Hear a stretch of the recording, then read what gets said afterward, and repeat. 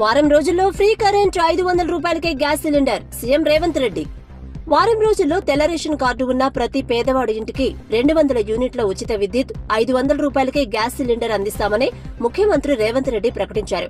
సీఎంగా బాధ్యతలు స్వీకరించిన తర్వాత సొంత నియోజకవర్గం కొడంగల్లో తొలిసారి ఆయన పర్యటించారు.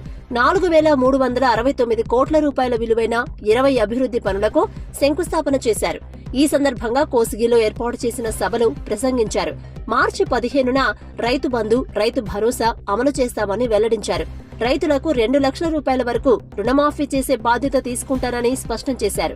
పాలమూరు గడ్డ నన్ను ఆదరించి, ఆశీర్వదించి అక్కున చేర్చుకుందని, కొడంగల్ ప్రజల ఆశీర్వాదం వల్లే సీఎం అయ్యానని కృతజ్ఞతలు తెలిపారు. ఉమ్మడి ఏపీలో జలదోపిడీ కంటే కేసీఆర్ సీఎం అయ్యాకే ఎక్కువ దోపిడీ జరిగింది. రాయలసీమను రతనాల సీమ చేసేందుకు కృష్ణా జలాల తరలింపునకు సహకరించారు. తెలంగాణ ఉద్యమ సమయంలో మహబూబ్ నగర్ నుంచి కేసీఆర్ ఎంపీగా గెలిచారు.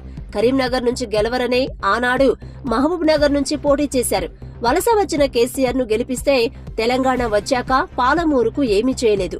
పాలమూరు ప్రజలకు క్షమాపణ చెప్పిన తర్వాతే కేసీఆర్ ఓటు అడగాలి. భాజపా బారాస మధ్య చీకటి ఒప్పందం కుదిరింది. 2014లో నరేంద్ర మోదీ జిల్లాకు వచ్చి పాలమూరు రంగారెడ్డి ఎత్తిపోతలను జాతీయ ప్రాజెక్టు చేస్తామని హామీ ఇచ్చారు. 10 ఏళ్లైనా ఎందుకు పట్టించుకోలేదని ఆ పార్టీ నేతలను ప్రశ్నిస్తున్నా. 4 భాజపా ఎంపీలు ఉన్నా రాష్ట్రానికి 4 రూపాయలు కూడా తీసుకురాలేదు. పార్లమెంటు ఎన్నికల్లో తెలంగాణ నుంచి 14 ఎంపీ సీట్లు గెలవాలి.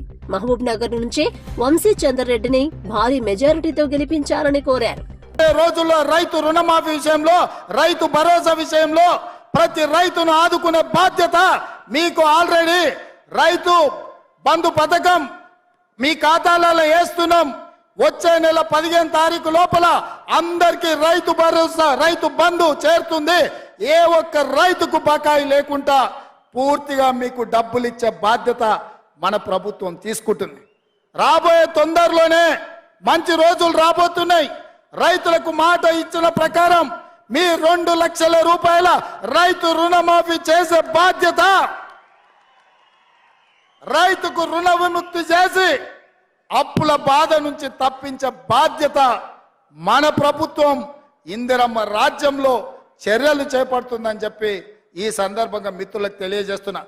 మిత్రులారా, ఈరోజు ఆర్టీసీ బస్సులో మహిళలకు ఉచితంగా ప్రయాణం జరగాలన్నా, రాజీవ్ ఆరోగ్యశ్రీలో 10 లక్షల రూపాయలు మీకు పరిహారం రావాలన్నా, 500 రూపాయలకే సిలిండర్ రావాలన్నా, 200 యూనిట్లు ఉచిత కరెంటు రావాలన్నా, రైతులకు 2 లక్షల రూపాయల రైతు రుణమాఫీ జరగాలన్నా మనం ఏం చేయాలి మిత్రులారా?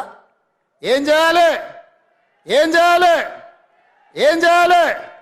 గట్టిగా, ఇంకా గట్టిగా, ఇంకా గట్టిగా ఢిల్లీలో ఉన్న మోడీకి వినిపించాలి, గల్లీలో ఫామ్ హౌస్లో వండుకున్న కేడీకి కూడా వినిపించాలి కొడంగల్ గలం. అందుకే మిత్రులారా, రాబోయే పార్లమెంటు ఎన్నికల్లో 14 పార్లమెంటు సీట్లను ఈ తెలంగాణ గడ్డ మీద నుంచి గెలిపించాలి. మీరందరు సిద్ధమేనా? సిద్ధమన్న వాళ్ళందరూ చేతులు పైకెత్తండి. సిద్ధమేనా? సిద్ధమేనా? సిద్ధమేనా? సిద్ధమేనా? సిద్ధమేనా? జై కాంగ్రెస్.